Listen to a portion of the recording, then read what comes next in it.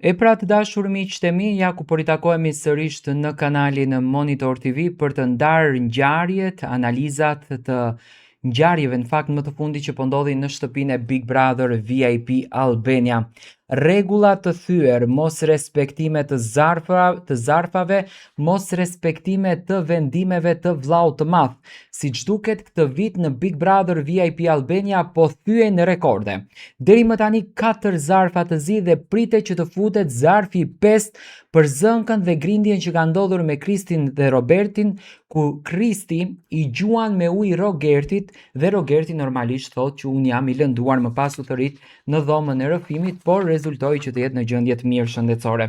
Tani, ajo që ne do të komentojmë në këtë minutazh është se çfarë përmban zarfi zi që duhet në fakt të mbërinë në shtëpinë e Big Brotherit pas ngjarjes së sonme. Do ta potencoj edhe një herë se si ndodhi. Do me thënë, Brikena ishte në tavolinën, tek tavolina e bukës së bashku me Kristin, Kristi përzgjedhur lider duke bërë matematikat për buxhetin javor, për gjëra që do të porosisnin. Dhe në vazhdimsi vjen Juela e cila e nxiti të gjithë këtë procesin, e nxiti të gjithë këtë debatin, duke i kërkuar kalkulatorin me se s'bën Brikenës, dhe gjatë kohës kur i kërkonte kalkulatorin i grinte zërin, me patjetër që Brikena nuk ja dha kalkulatorin dhe Rogerti i merr fletat e buxhetit me inat dhe nuk ja jep Brikenës. Në atë moment ngrihet Kristi, tenton t'ja merr, Rogerti nuk ja jep dhe Kristi e gjuan me ujë dhe aty plasën debati me ofendime nga më të rënda duke përdorur edhe fjalë seksiste. Tani, pritet moment që të mbri zarfi i zi në shtëpinë e Big Brotherit, edhe pse mbriti një zarf i bardh, Kristi si lider e kishte mundësinë që të zgjedhë një banor për ta çuar në shpellë, që në fakt produksioni priste ose Brikenën ose Rogertin në një farë forme dënimi, por Kristi zgjodhi krejtësisht të kundërtën, zgjodhi mirin, normalisht sepse do të shikon skenarin që do të bëhet me Selinën. Tani, çfarë po ndodh? Çfarë zarfi zi duhet të jetë ky? Zarfi zi zakonisht përfaqëson një moment kritik brenda një formati televiziv apo lojë sociale, ku produksioni ndërhyn për të vendosur rregull për të sankcionuar sjellje apo për të dhënë mesazh të fortë disiplinues. Në rastin kur banorët gjuajnë në njëri tjetrin me ujë, analiza duhet të fokusohet në disa pista kryesore për të kuptuar pasojat e mundshme. Pista e parë është pista e shkeljes së rregullave, gjë e cila në fakt ndodhi sonte.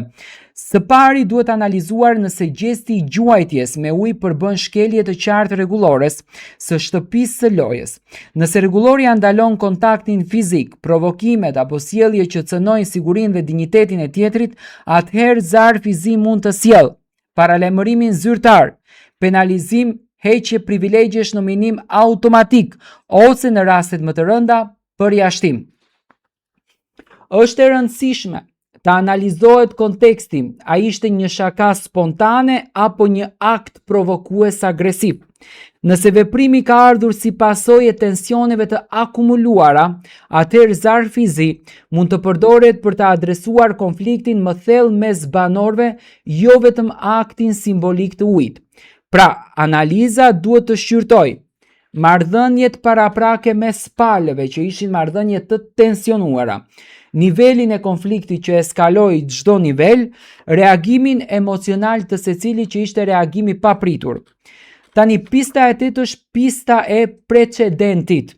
Duhet parë nëse ka pasur raste të ngjashme më parë dhe si janë trajtuar. Rastet e ngjashme më parë për shembull kanë qenë Egla Ceno dhe Meritoni në Big Brother VIP Albania 3, kur Egla gjuajti me ujë Meritonin dhe u dënua nga vllau i madh në dhomën e bardhë, do me thënë është nxjerrë me zarf të kuq nga shtëpia.